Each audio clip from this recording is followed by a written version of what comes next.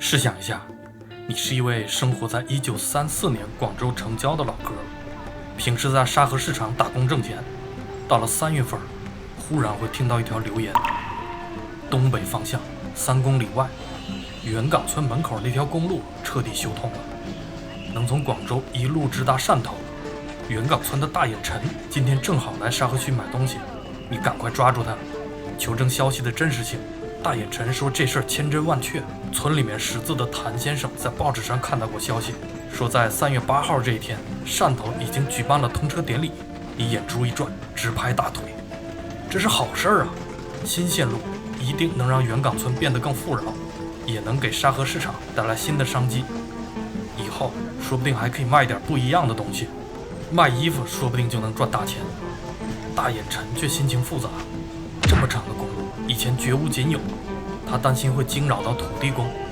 另一方面，这条路现在还很简陋，在最颠簸的路段，车速只有每小时10公里。他深切怀疑，这条交通线是否真的能让你们俩发大财。你们所谈论的这条路，就是大名鼎鼎的广汕公路，也就是后来的324国道。生活在1934年的大眼陈恐怕料想不到，在随后的时光里，会接连发生很多不可思议的事情。45年以后，广汕公路真的为沿线乡村带来了天翻地覆的变化。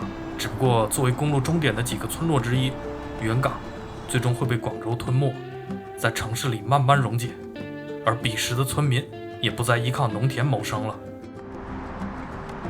原岗牌坊，经常路过天河客运站的人一定见过它。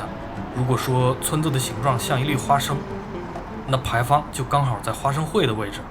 往里面走，就会发现原岗村分为上原岗和下原岗2个部分，非常像2枚花生仁。在古代，它们是地理要素不太一样的2块定居点。个人感觉，这2个地方现在仍然有不一样的风格。咱们就从牌坊开始逛，看看原岗的街景，也向各位汇报一下原岗村曾经发生过的故事。刚从牌坊进来，就看到一座很重要的建筑——洪圣庙。神主洪圣王，也叫做南海神，主管南洋。根据古时候的社会伦理，基于南洋商路发生的商业活动，全都由洪圣公主宰。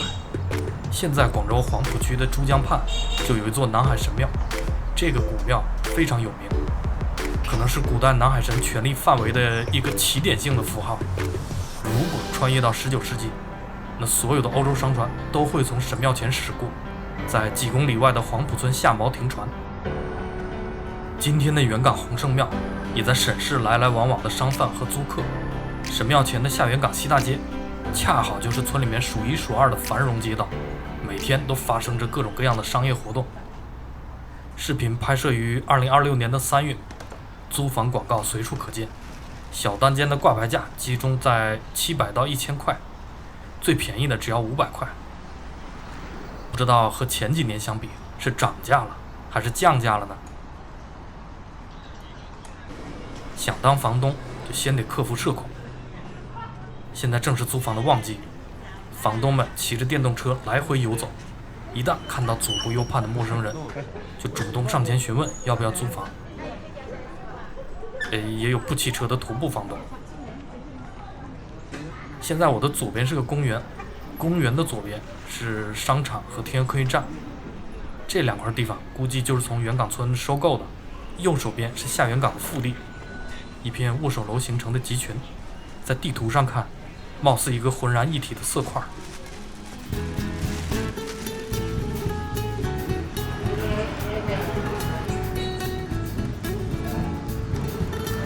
生意怎么样？还行啊。我春节前来过一趟，今天再过来感觉人少了好多。对，人会确实比往年少一点。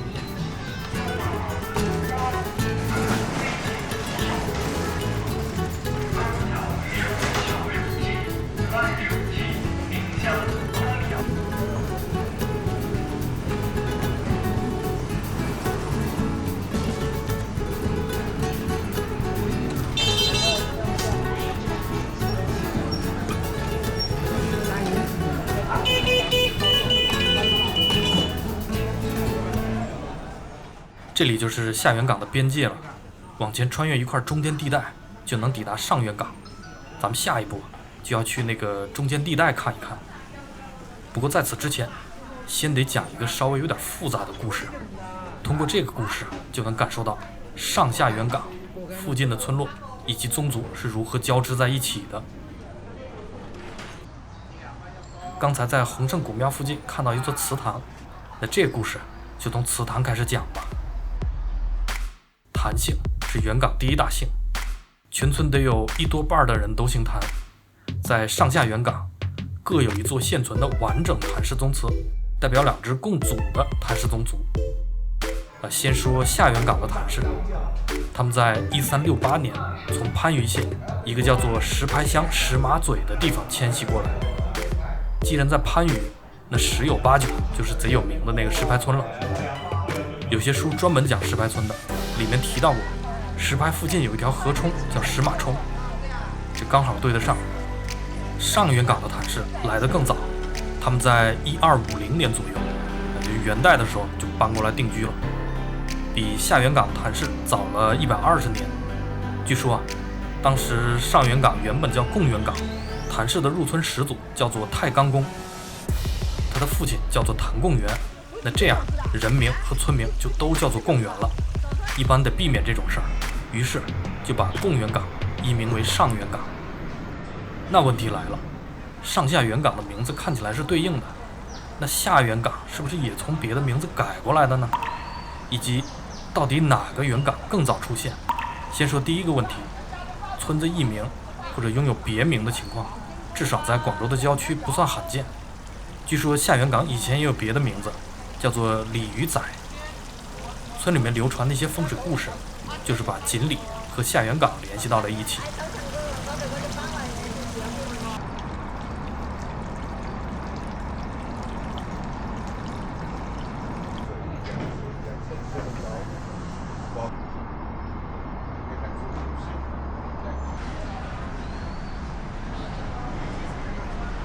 再说说第二个问题，上元港和下元港哪一个先出现？根据村里面的说法，答案是下元港。早在北宋中期，也就是公元10几年的时候，凌氏宗族就率先在下元港建立了自然村。不过今天的元港村既没有凌氏宗祠，也没有凌氏的后裔居住。而在19世纪中叶，陈氏却应邀加入了下元港村，而且这2件事是有联系的。要想搞清楚这是怎么一回事儿，那就得把时间线拨回到惊心动魄的1834年。这一年，岭南地区气候异常，出现了严重的旱灾。元港村这一带恰好处在多山、水源不稳定的地理单元，附近村落为了争夺水源的使用权，摩擦不断。昔日里微不足道的小事儿，现在都被无限放大，最终爆发了械斗。我们先来看看元港村附近的水源在哪里。村址位于龙洞山脚的丘陵地带，北边是山，2座山形成的隘口是一带低地，长半村这一侧容易聚水而形成沼泽。2村交界的丘陵中有几块不稳定的水塘，少雨时随时会面临干涸，于是变得空前宝贵。村子西侧的八尺砾是相对稳定的水源，这条河冲最终会从二沙岛附近汇入珠江航道，那大家争夺的就是西边的八尺砾以及东边的水塘了。于是上元港与京西村械斗，下元港和长半村开战。东边的冲突尤其危险，下元港村人少，只有长半村人口的1/10，于是就像我们猜想的那样，下元港遭到失败。而村落的开基者凌氏宗族也为了避战，选择从村子迁徙走了。如果说村落都是相互孤立的，那么发展到这一步，故事就该结束了。但是经常械斗的朋友都知道，人少那可以摇人呐。于是下元港就和九佛乡山龙村陈氏、萧岗村陈氏又组成了一支联军，攻占了长半村的一块地盘。发展到这一步，情况已经非常严重，双方打来打去却没有个结果。如果形成血仇循环，以后2个村子都没法安宁。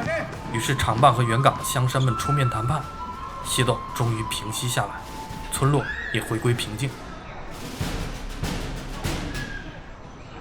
到了1840年，也就是5、6年以后，曾经帮助过下元岗的陈氏受邀前来定居。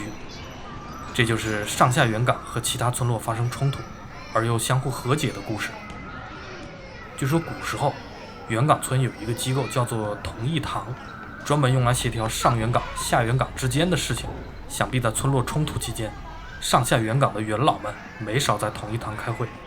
现在两村的中间地带有2处公园，其中一处叫做同义园。如果是有意借鉴了同义堂的堂号，那么这个公园就是在表达上下元岗的相依和互助。如今的公园里一片祥和，只能在球场里面找到些许对抗的气氛。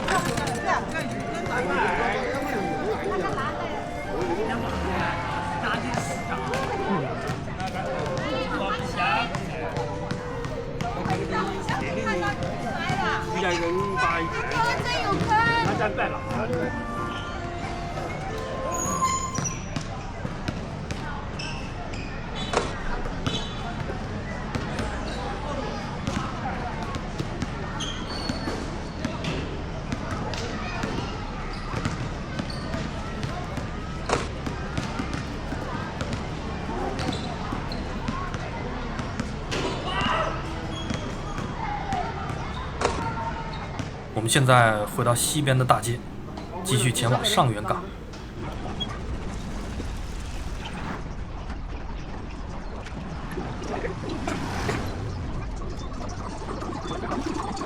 另外也补充一下，村落械斗通常只发生在灾荒时期。在纯粹的农业时代，人能够活下去，高度依赖田产的自给自足。广东人均耕地面积在清代是全国倒数的。一旦气候异常，社会系统就变得非常不稳定，容易发生械斗。即便如此，依然能看到乡土道德的底色是强调互惠合作，抑制血仇循环。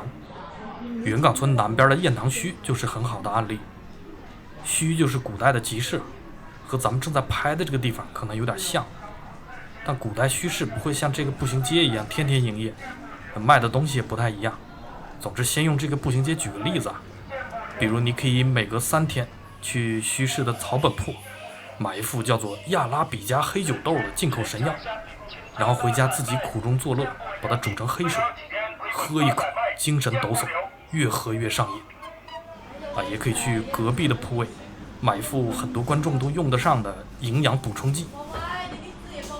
我们说回雁塘墟啊，它大概就是这样一种地方，只不过更多用来交易农产品、耕牛之类的东西。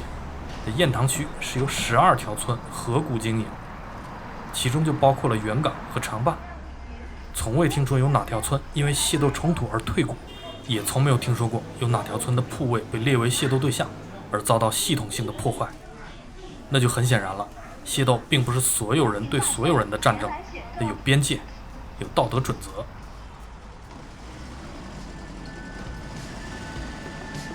现在我们到达了上元岗，这条街叫做上元岗大街，它被2个村包在中间，虽然位置比较深了，但是看起来还挺繁忙的。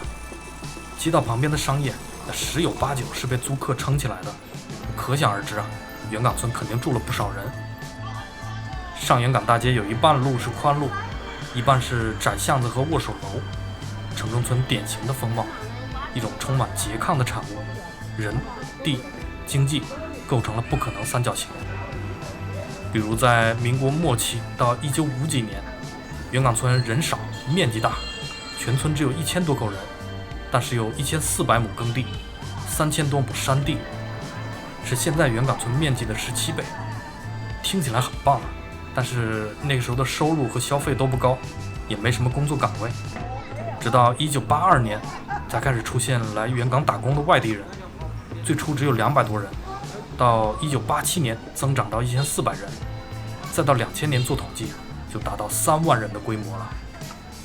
90年代能够发生剧烈增长，很可能有天河客运站的功劳。如果问有谁见证过村子的变化，咱们肯定想到村民和打工人。但有一个比较好玩的事情，就是80年代末到90年代初，有很多洋人组团来到原岗村参观，他们也见过原岗村最初的模样。我把这些洋人团队的名字念一下，如果有哪位观众认识他们，可以私下里问一问，看当时有没有拍照留念。他们是美国司法代表团、挪威司法大臣海伦·博斯特鲁德、芬兰法律代表、古巴司法部长、东德克萨斯州浸会大学代表团，还有联合国提高妇女地位司、前苏联真理报记者。怎么样，是不是很邪门？这些平时出现在新闻里的团队，居然跑到原岗村来，这真是难以置信。村志里面有一些碎片信息提到了这些团队的参观对象，根据这些信息，我个人猜测，他们可能是想来了解村落里面的机构如何调节纠纷。这么一想倒还合理啊。这几轮访问都发生在1988到1991年，恰好是乡村和城市相互交融的时期。村子里面有自下而上形成的非正式规范，也有自上而下推行的法律，两者如何兼容，显然是非常有意思的课题。原岗所在的位置也非常合适。1990年的原岗属于沙河镇，沙河镇又属于天河区。天河区1985年才刚刚成立啊，沙河镇就像一个装满村庄的大口袋，和近在咫尺的广州形成张力。现在这条路的另外一头有件文物，就很能说明问题，咱们传送过去看一看。那前面那个东西就是传说中的文物，民国时期的广州界碑，分割了广州市和番禺县，大概率界碑偏南边就是广州，北边是番禺，因为南边相对平坦，适合城建，东北方向就有丘陵了。视频里面可能感受不到丘陵地形，因为咱们前面走的都是比较平缓的大路，都在西边。下面咱们再传送回去，看看东边是什么样。那这里很明显是个下坡，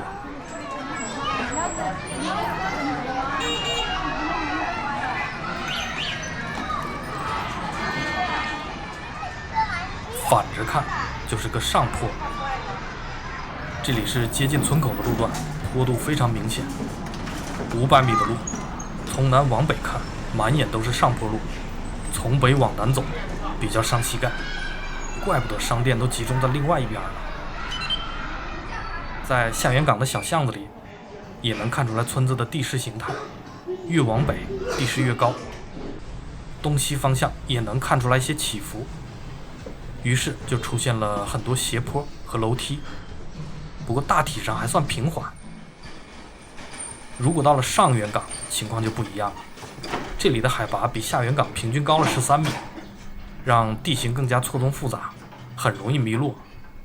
有时候还会凭空出现半米高的台地，甚至几米高的高原。上面的公寓和你仅仅几步之遥，但是得从旁边绕路，多花上几分钟才能进到公寓里面。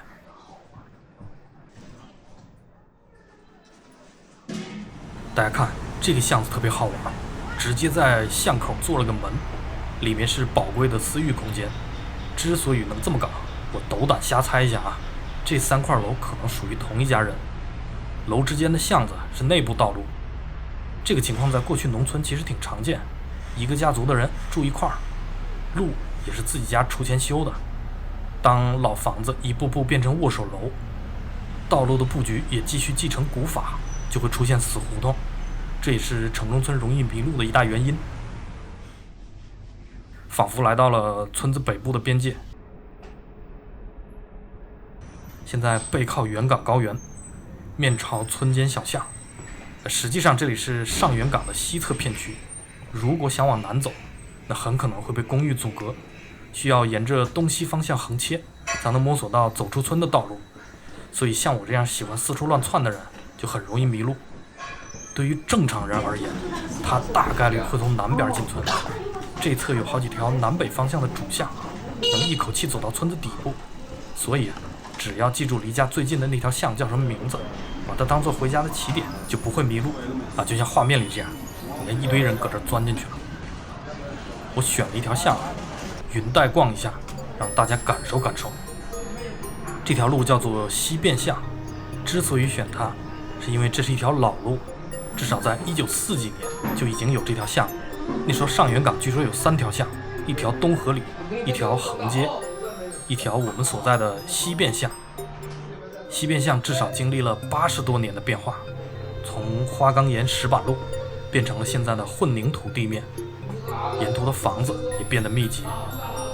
1940几年的上元港据说不到300人，现在可能得有1-2万人，沿途全都是公寓。你说90几年的时候住在这儿什么感觉？那时候还没有手机地图，我觉得非常刺激。下楼探索一圈，和大航海时代搞那个海洋测绘差不多。还没走到底啊，西便巷有好几处峰回路转的地方，往这儿一拐，依旧是西便巷。上元港基本全部都是很纯粹的出租屋，1楼底商星星点点开了几家便利店，还有一些底商成为了仓库，用来存放仓库主人所收购的旧家电、旧家具，算是循环经济回收行业。粤语里面管这个行业的人叫做收买佬。根据我个人的观察，广州的收买佬好像有很多河南人在做，而且做的还挺专业的，已经产生了精细分工。比如有专门做空调的，专门回收相机的，回收完之后可能还会拆成零件，比想象中要复杂。我在上元港还看到过一些钉珠厂，钉珠厂就是给服装布料上面加珍珠、亮片之类的那些配饰的小作坊，可以纯手搓完成，而不使用电动工具。元港村出现钉珠厂，我估计是受北边犀牛角村的影响。犀牛角曾经是淘宝服装村和番禺里仁洞齐名，现在2个村都比较衰败，但是在2010几年开淘宝服装店几乎和2026年研究 AI 一样火爆，再一次豁然开朗，这里成为了晒衣服、晒被子的宝地。西便巷还没有到头，稍微一拐还能继续走。到这个位置，地势的起伏就比较明显了，左边的房子比右边高了半米。刚才那个事情我还是比较好奇啊，2010几年的元港有没有出现服装作坊呢？它距离犀牛角太近了，按市场规律应该会有服装厂。但是2000年代有条村规，说村里面怕发生火灾，所以元港不能开服装厂。我就比较好奇，10年之后这个村规有没有继续执行？我们现在在上元港比较深的位置了，这里的环境卫生还不错，这其实挺不容易的。我闲逛的时候有2-3回看到有人从楼里面走出来，专门跑到200米外的垃圾桶去扔垃圾，非常呵护这里的环境。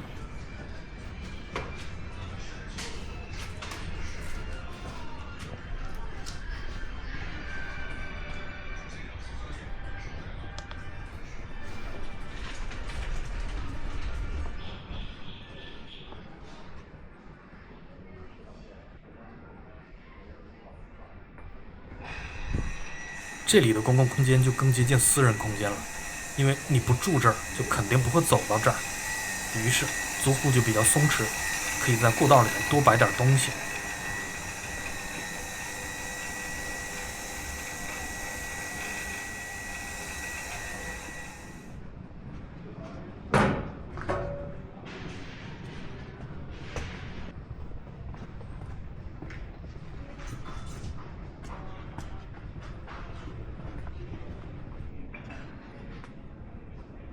前面那条路就是刚走过的西便巷，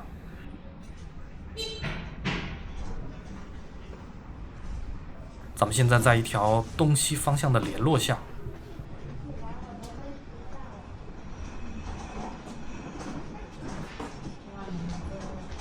有，但是我不会显示的。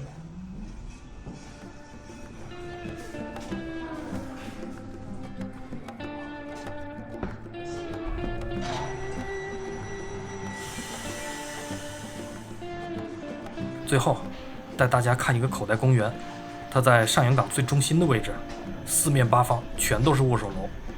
之所以会有这个公园，很大可能是因为这里有2座祠堂的遗址。